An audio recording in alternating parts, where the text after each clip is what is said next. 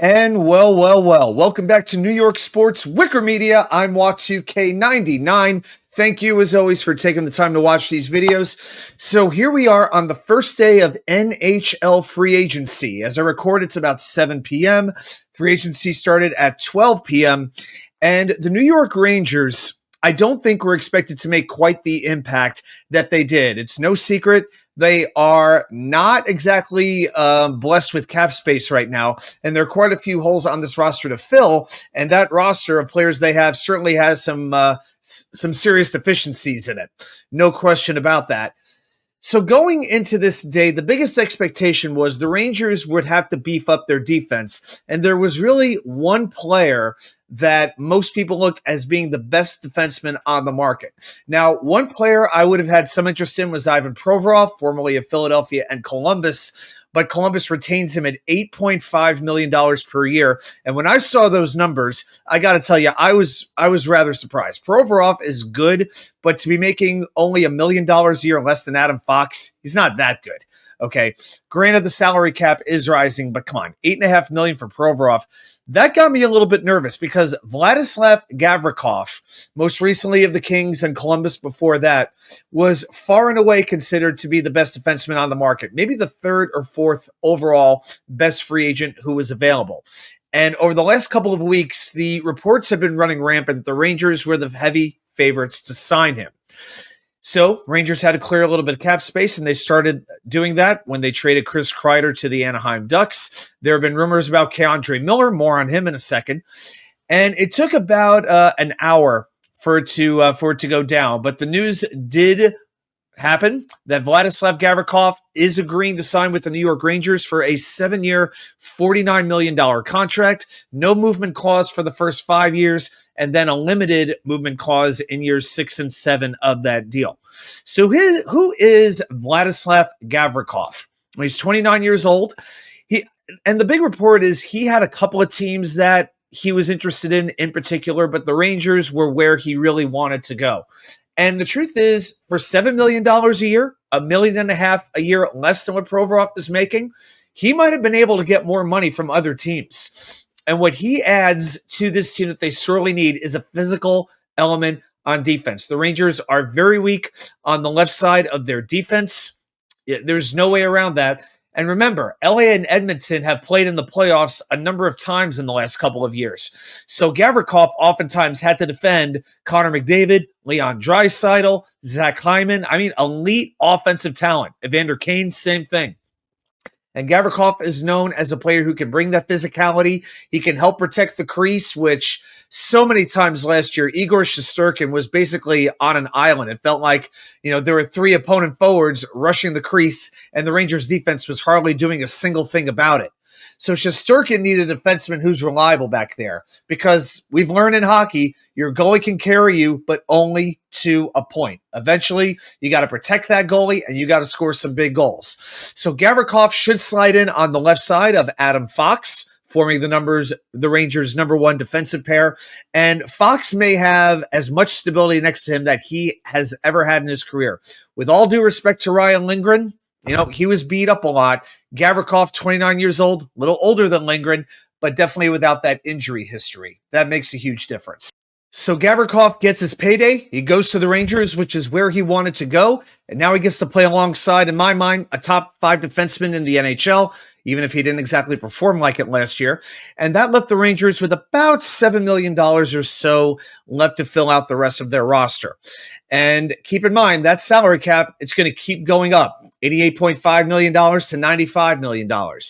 And then a little bit later in the day, I guess a couple of hours had passed at this point, but the Rangers signed Justindowling. So Justindowling is a 34-year-old center who's basically going to be a fourth-line center, if anything, maybe even the 13th forward. So last year he was with New Jersey, had 7 points in 52 games, won 48% of his faceoffs. He has spent most of his career with Dallas, and the Rangers signed him to a 2-year contract worth $775,000 a year. Basically, the league minimum gives you a little bit of depth and forward. This is a player that really you don't want to see a whole heck of a lot of over the course of the season. But if he's on the roster as the 13th forward, okay, no big deal.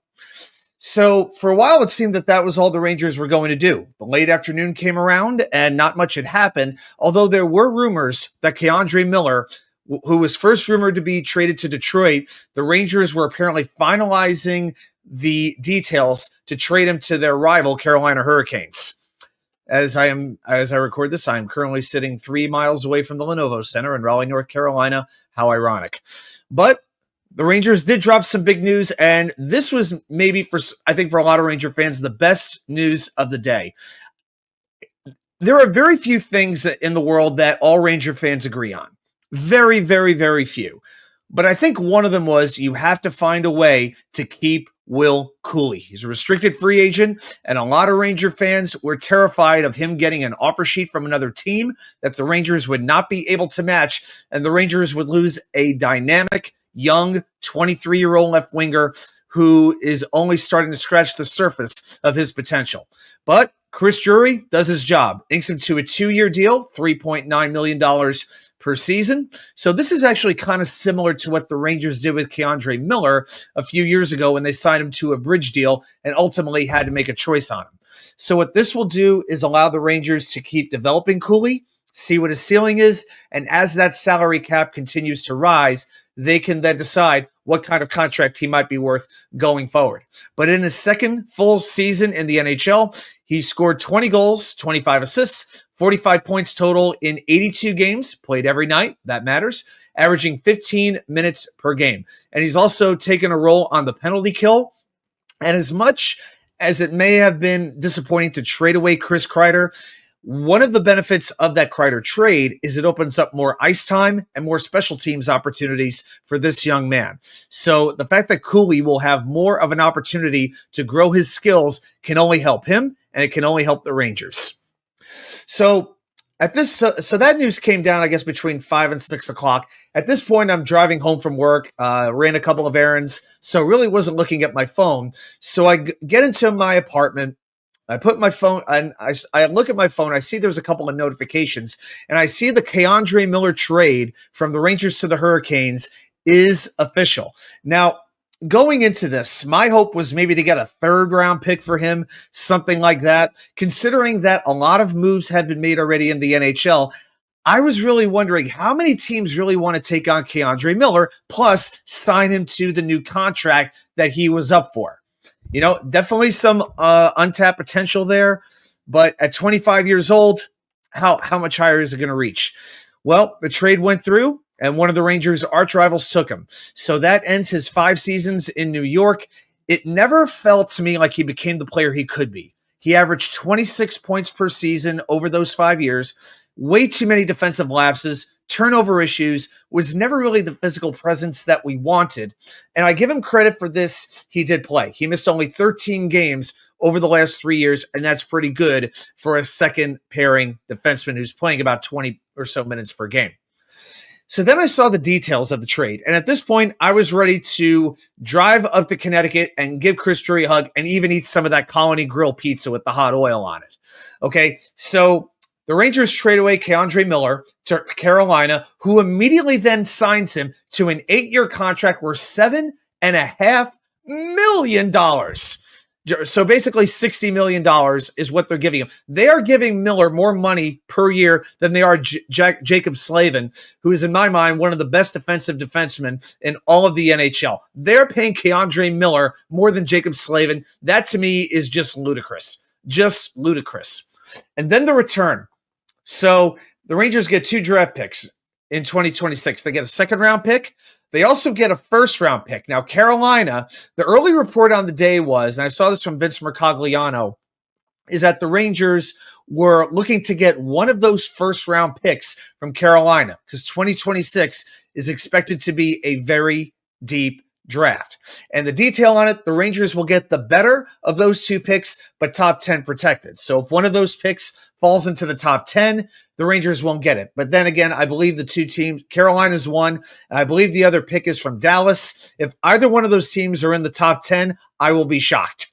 So I think either way, it's going to be maybe a middle-of-the-road 1st-round pick. I firmly expect both teams to make the playoffs. So maybe in the low 20s, I think, is where I would expect that 1st-round pick to fall. So you get that 1, You get that too, and then you get a very intriguing defensive prospect named Scott Morrow, a right-handed shooting defenseman, 6'2", 195 pounds, just 22 years old, played 16 games with the Hurricanes last year.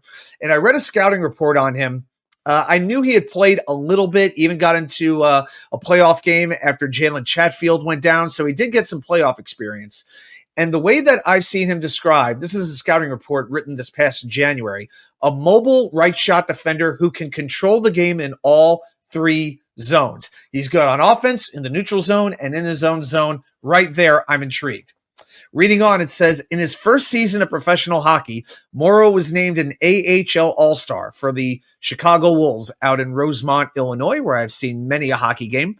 It has been a season to remember for Morrow, who is playing heavy minutes on the top pair of a young but very solid Wolves team that is relying on younger players, and Morrow has certainly become a top player. In 35 games this season, Morrow has 9 goals, 14 assists for 23 points. The biggest development so far for Morrow has to be his defensive game, as he has grown into a strong penalty killer while also posting good results at even strength. If he continues this development throughout the rest of the year, it's hard to imagine Morrow not being on the Carolina Hurricanes roster come opening day in 2025. Well, now, I'll tell you what. He has a very, very good chance to be on an opening night roster, but instead of red, white, and black, there's a good chance he'll be wearing red, white, and a whole lot of blue, a whole lot of Broadway blue. And I got to say, it's hysterical to me how Carolina just seems to love the Rangers' sloppy seconds, to use the old Sean Avery term. Just the last 5 years. Look at the former Rangers who wound up on the Hurricanes. Jesper Foss, Brady Shea, Derek Stepan, Antti Ranta, Brendan Lemieux, Tony DeAngelo, Jack Roslovic, and now Kandremiller. That's 8 players who play for the Rangers that are now in the or did play with the Hurricanes. And now we look at the Rangers defense. So on your top line, you have Vladislav Gavrikov and Adam Fox. I think that's a lock. After that, the Rangers really are stronger on the right side than the left side. You have Braden Schneider, Will Borgen, who they signed to a 4-year deal, I believe, 4 years left on his deal. Morrow, who we just mentioned. And then on the left side, you've got Urho Vikinen, who they brought in the Jacob Trouba trade. Carson Soucy, who was just absolutely horrific last year, but he's under contract 1 more year for $3.25 million. Matthew Robertson still kind of kicking around. To me, I do not need to see Soucy on the ice. So if that means you move Schneider over to the left side or Borgen over to the left side, see what works better. You know, I know it's not ideal to have 2 right-handed shooting defensemen on the same line, but it might be what works best. So Coach Mike Sullivan and his staff will have a little bit of mixing and matching to do, but I do feel better with Gavrikov on this roster than I do Kandremiller. So as much as Chris Drury has been vilified as the Rangers general manager, I got to applaud him today. I believe for doing a very, very good job on day 1 of free agency. Very good job. And just real quick on the other locals, the Islanders bring back Tony DeAngelo for 1 year. Jonathan Drouin, who can score some goals, gets 2 years, $8 million. He could give you 20 goals a year if he stays healthy. And in goal, David Rittich gets 1 year to play backup. Simeon Varlamov may still be hurt. So now Rittich will be the backup to Ilya Sorokin. Devils signed Jake Allen, their backup goalie, to a long-term deal worth not a whole lot of money. And at forward, they had Connor Brown for 4 years to add a little bit of depth at forward. So I would say this. If you're a Rangers fan like I am, you got to be happy. Islanders, I think, made some okay improvements. Devils, I feel like they're just kind of stuck in neutral at this point. All right, guys, that is what's going on the first day of NHL free agency. Reminder, join us every Wednesday night for the live show. Thanks, everybody, for watching. Have a great day. And I'll see you all right back here with more content from you know where. The Wicker Chair.